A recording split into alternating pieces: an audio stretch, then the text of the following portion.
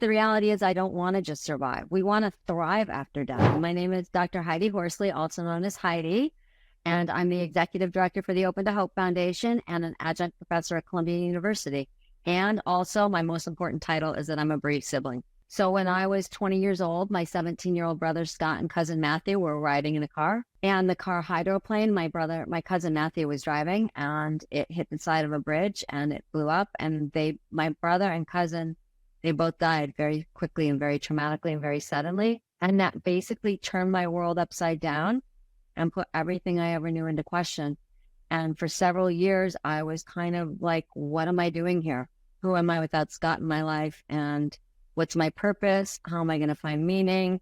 How am I going to go on? So I took an existential journey. I moved from New York to California to figure it out for 3 years. I didn't have a lot of support initially. I was only 20. None of my friends had ever lost a brother or sister. No one I knew had lost a brother and sister unless they were 80. So I didn't have that. I didn't really know how I was going to find meaning in my life, how I was going to go on, how I was going to have joy again. So I wanted to create more support for people and also give them some adaptive coping skills, which I eventually learned. It just took me a little bit longer. Nowadays with the internet, there's a lot more available to people, and which is why I started the Open to Hope Foundation, because we are internet based, and people, a lot of times you're grieving at 2, 3, 4 in the morning and you're looking out the window, go, is anybody else out there? I want to know how I can be connected to somebody or connected to information. One of the most important things that happened, I dropped out of college, started working in retail just to pay the bills. And I decided to go on a Colorado Outward Bound program, which is like a wilderness program. For those of you that don't know about it, it's up in the mountains. It's kind of like a survival thing. So I did that for a month. And when I was getting on the airplane to go to Colorado, my father gave me the book, Man's Search for Meaning. And if you've ever been given a book at the right time in your life, that was the book. I was like, oh my gosh, this book spoke to me so much. The book is about Viktor Frankl and how he not only survives the Holocaust, but thrives. And he watches his family, his pregnant wife, and all his friends die. And so he knows that he has to find meaning and purpose in the camps or he's not going to survive. So what he does is he writes the story of what is going on and hides it. And once he gets released, he ends up publishing it. So my takeaways from that were two things. One, if Viktor Frankl could not only survive but thrive after losing every single person that he loved, I could somehow survive and eventually thrive after the death of Scott and Matthew. Because the reality is I don't want to just survive. We want to thrive after death. And how do we do that? You don't feel like you're going to survive. And for me, the pain was so great. Not only did I not think I was going to survive, but I honestly didn't know if I wanted to. Because my brother was my everything. He was my best friend. And I thought I was going to grow old with him and take my entire life journey with him. So that's the first thing that I took away. And the second thing is in the book, Man's Search for Meaning, Viktor Frankl quotes Nietzsche as saying, he who has a why to live can bear with almost anyhow. So if we know why we're here, if we know our purpose, our everyday isn't as painful and as difficult.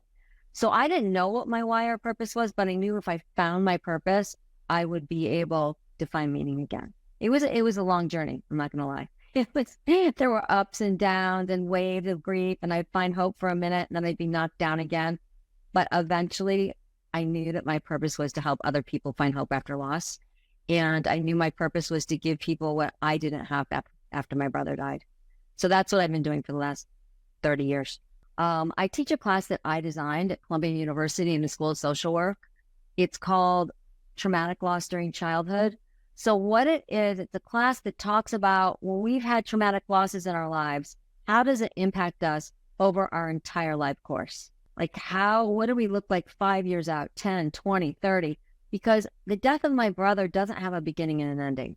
That doesn't mean I'm always sad or brought to my knees. I'm in a very different place than I was when he died. I rebound much quicker. I'm not sad every day. There can be months where I don't even think about the fact that he died. I think about him, but not the way that he died. So, I designed this class because I wanted to teach my graduate students how to work with people that have had losses over time and how it would impact them over the life course. So that's one of the classes I teach. I've taught a lot of different grief and loss classes, and I also teach a child psych class. It's normal to feel relieved. If someone's had a long-term illness or if somebody has had a lot of problems with drugs and alcohol where they've almost died but haven't. I mean, if they just had histories where it's been turbulent, whether it be health histories, mental health histories, and there is a sense of relief sometimes at the end, and people feel a lot of guilt and shame around that. We don't talk about it, and they feel like, well, I should only be feeling sad. I shouldn't have any other feelings, or I'm not a good person. When people know that somebody is dying, that they start on that grief journey. They start little by little, starting to mourn and starting to grieve and starting to let go. And sometimes if they're very evolved and they're very comfortable, they write letters to each other. They sit down and have conversations with the person that's dying. They talk openly and candidly. They talk about things that they haven't said to each other yet. More often than not, people aren't comfortable doing that. But I love when I hear that people have done that. I think it's phenomenal. So I'm always saying to people, if you want to go and find a psychologist or a therapist, shop around. If you don't feel totally comfortable the first time, go to somebody else, because you need to feel really, really comfortable. I want to make sure that I'm with somebody that I'm comfortable with, that doesn't have any preconceived notions of when I should be over it. I don't believe you get over a death. I believe you learn to live with it. And I think closure is for bank accounts, not love accounts. So those kind of terms bother me. I think it takes a lot longer to fully wrap your arms around the permanence of a loss than most people think. It took me years and years and years to come to terms with the fact that my 17-year-old brother was suddenly gone off this earth forever. I think there's a lot of judgment about where people should be after year 1 and year 2 and year 3. I worked on a 9/11 team for 10 years. I worked with firefighter families who had lost somebody in the World Trade Center. It was through Columbia University. We did a longitudinal research study. We worked with the same families for 10 years. And what we found is that with the widows that had lost firefighters, it took 7 years to fully be comfortable with the idea that they were now single people without their husbands. 7 years. And that there was nothing wrong with that. So it was a lot longer than some of the literature will say. A lot of people have this idea that after the first year, you should be over it, or there's something wrong with you kind of thinking. Worthless is not a feeling you usually have after a death. Depression and grief are different, and I will tell you how they're different. When I first had the death of my brother, I felt really depressed. But if he had walked in the room, I would have felt great. So that's grief. Depression is when nothing would have helped. If you're feeling like there's nothing in your life that gives you any joy whatsoever, and even the person coming back wouldn't, then I would seek help for sure. And I'm on the advisory board for the Elizabeth Kubler-Ross Foundation. And I know Ken well, and Ken is Elizabeth's son. Elizabeth has died, but he always says those damn stages, they weren't meant for people that were grieving. They were meant for people that were dying. And like you said, we don't go in nice, neat stages. We go back and forth, and everybody doesn't have to have all of those feelings. If you need to come to me and talk maybe about the fact that you had anger about the person that's dying or died, and you don't want anyone else to know about this, or anger at your other family members because they're doing something you don't like, this is a safe space to be able to talk to me about it and to be able to get coping skills. And most people are grieving within the normal range and doing normal things. And even though it might look crazy, and I can tell you that, but if you are someone that's out of that and you are a danger to yourself or others, I will know, because I've studied this field for 30 years and have, a doctorate and 2 master's degrees. So I can say, hey, you know what? I'm concerned. So we need to get extra help for you. I'm concerned about you because this doesn't fall within what most people are doing as far as grief and loss. Even though most people are doing what's, normal. Start out seeing weekly, and then they might go to monthly, and then they might go to yearly, and then they might go to as needed. I still have people from the 9/11 study, which I started in 2001. I still work with them on an as-needed basis. So I'm just there whenever, you need me, but it's very individual how long I work with them. A lot of times people are fascinated about the way that they died. And then once they hear the story, the conversation ends. And we want to talk about the way they lived, because the way they died is a moment in time.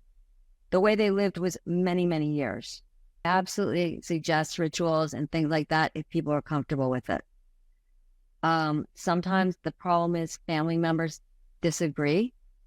And so mom may want to be very public with her son's death and want to go to the restaurant and order a cake and have everybody sing, where maybe her daughter is like, Mom, I don't want that kind of attention. So I'm absolutely on board as long as it's something that people can agree with and compromise about.